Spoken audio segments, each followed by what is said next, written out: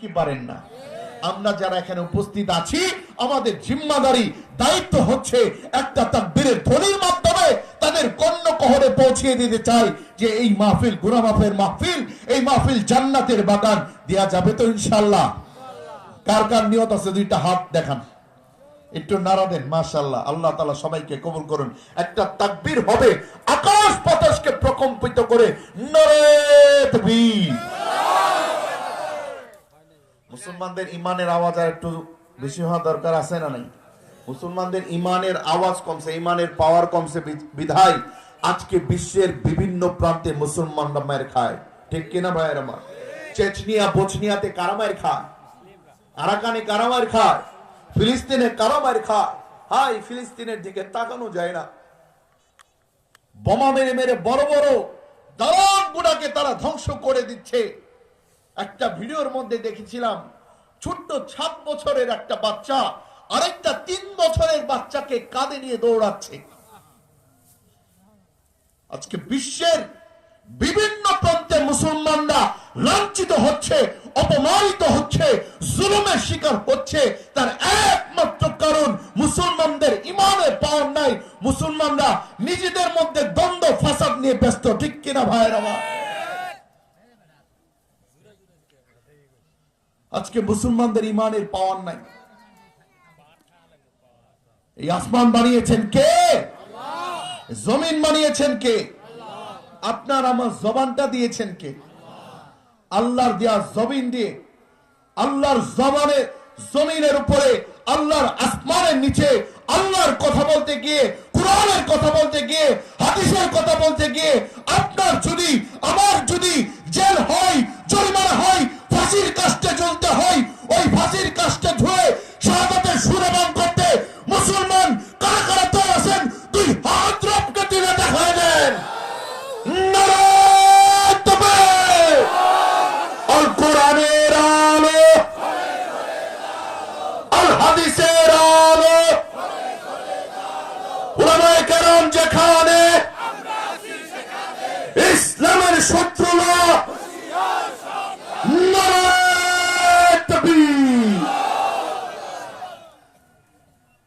আল্লাহু আকবারের স্লোগানের ধ্বনি তুলতে আমাদের কোনো জেল জরিমানার ভয় আছে?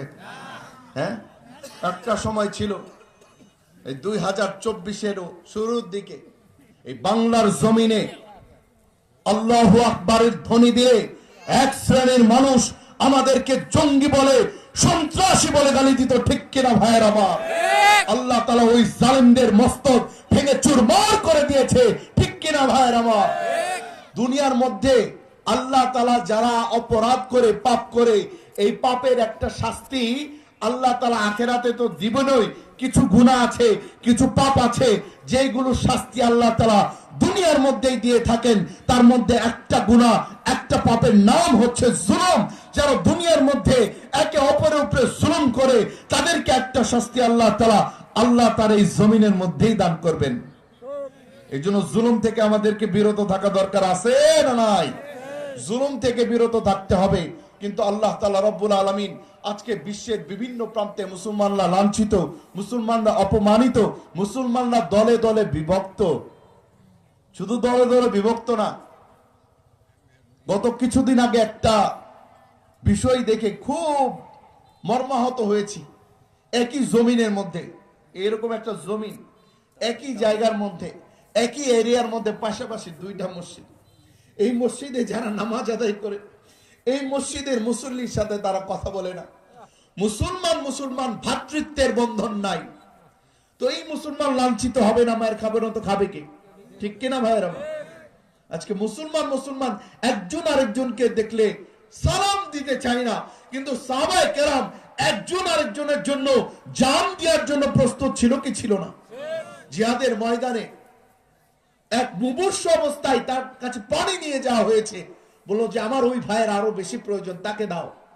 এই ছিল তো সাহাবায়ে কেরামের আদর্শ। ঠিক কিনা ভাইয়ের আমার? আজকে আমরা দলে দলে বিভক্ত। আল্লাহ রাসূল হাদিসের মধ্যে জানিয়ে গেছে যে কিয়ামতের আগে এই উম্মতের মধ্যে, মুসলমানদের মধ্য থেকেই বনি ইসরাইল ছিল 72 দলে বিভক্ত। এই মুহাম্মাদীর মুসলমানরা হবে 73 দলে বিভক্ত। কত দলে বিভক্ত? 73। বনি ইসরায়েল ছিল 72। এই উম্মত হবে 73 দলে বিভক্ত। এই 73 দলের মধ্যে কেবলমাত্র শুধুমাত্র একটা দল যাবে আল্লাহ তাআলা জান্নাতে, বাকি 72টা জাহান্নামে। এই জন্য কদমটা সতর্কতার কদম ফেলা দরকার। যেমনে মনে চায় এমনি চলে যাবে না। শেখ জামাল, আমার যুবক ভাইয়ের পায়ে হাত রেখে আমি বলি, এখন থেকে দিন শিখতে শুরু করো, কোরআন শিখতে শুরু করো, হাদিস শিখতে শুরু করো। যদি না শিখো, শেখ জামানার ফিতনা থেকে বাঁচা সম্ভব? শেখ জামানায় চলে আসে, কিয়ামতের যত আলামত গুলো আছে সব প্রকাশ পেয়ে গেছে।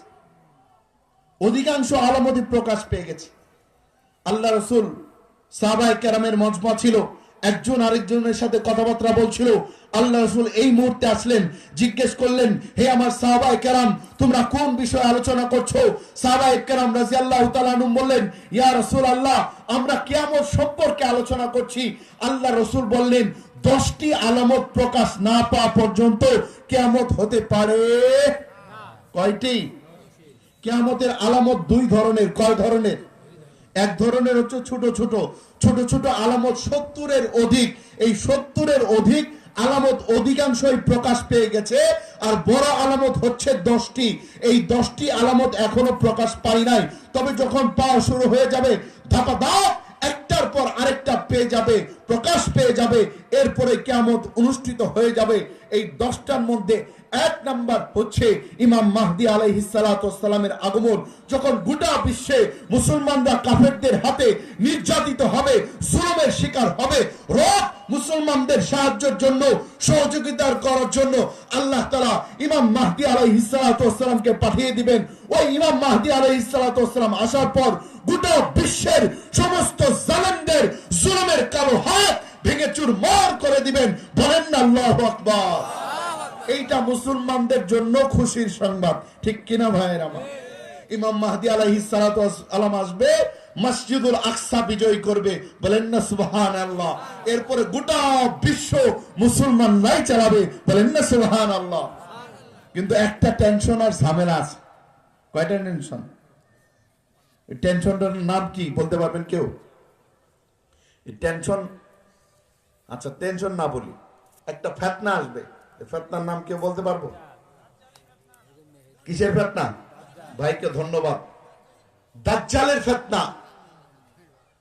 সম্মানিত হাজরিন, আমার ভাই, আমার বন্ধু, দুনিয়ার মধ্যে যত নবী আর রাসূল আসছে, প্রত্যেকটা নবী আর রাসূল তাদের উম্মতদেরকে দাজ্জালের ফিতনার ব্যাপারে সতর্ক করেছেন।